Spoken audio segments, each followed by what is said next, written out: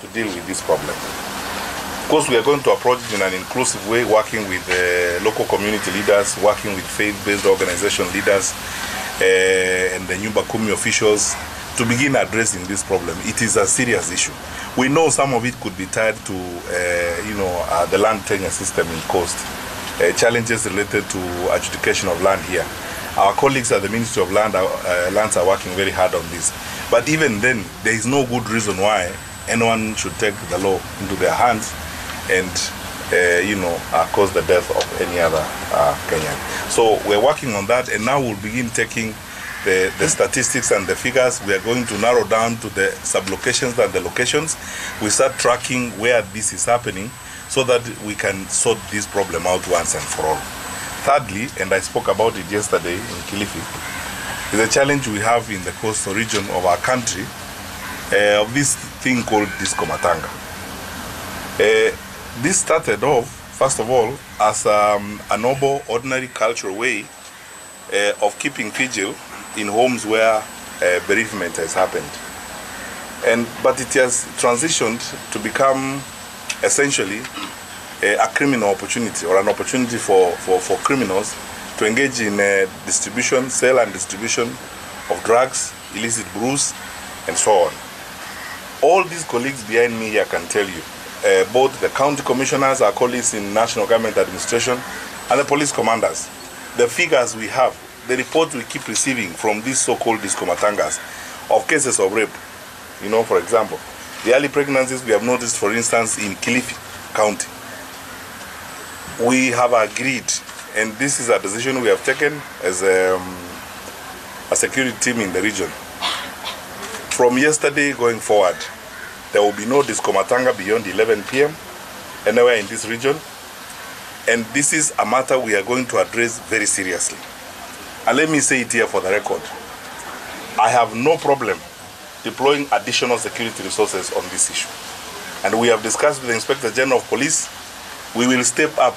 I have no problem deploying additional security resources specifically to deal with this issue. Because it is shameful for a country of our status to have these kinds of issues where our children, our teenage children are raped. One county, 13,000 early pregnancies, one county. This is a crisis we have to confront, and we are not going to do public relations about it. We are going to be hard on this issue. We will crack hard on it.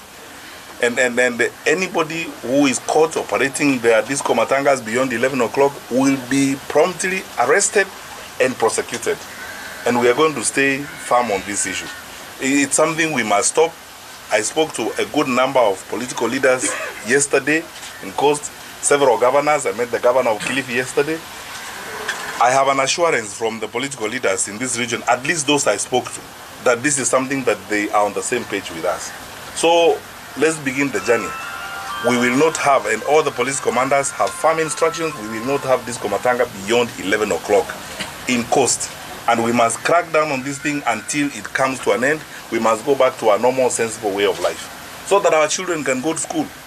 They cannot hang out there, playing loud music, engaging in, consumption of drugs and so on and so forth. And we hope that we are going to raise a responsible generation as we go forward. We will not accept this.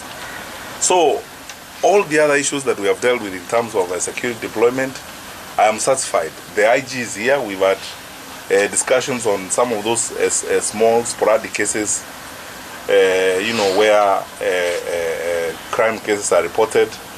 The two that particularly we have looked at, the spate of M-Pesa theft cases in South Coast, particularly in parts of Kwale, what happened in Kisauni, and so on. We are paying special attention to those cases. As I said yesterday, I don't want to talk the details about this because as a rule of thumb, when a security operation is going on, we don't talk about it.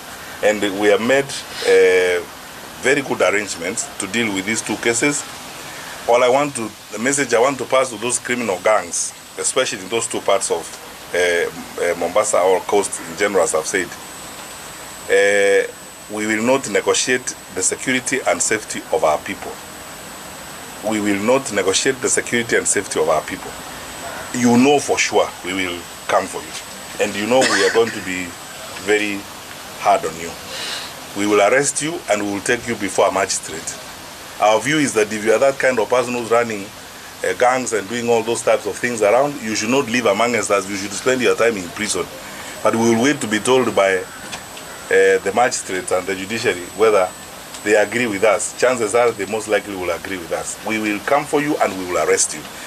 We have an operation going on in Kisauni. We have mapped out some work in South Coast, in certain areas. That is all I can say about it. I will not talk more about that because we want to deal with those issues of the state of M-Pesa theft and breakages in that part of our coast. But otherwise, other than that, the rest of the issues, my colleagues in the security team are addressing them, and we have made the plans we need. I can assure our fellow Kenyans in this part of our country that our country is safe and secure.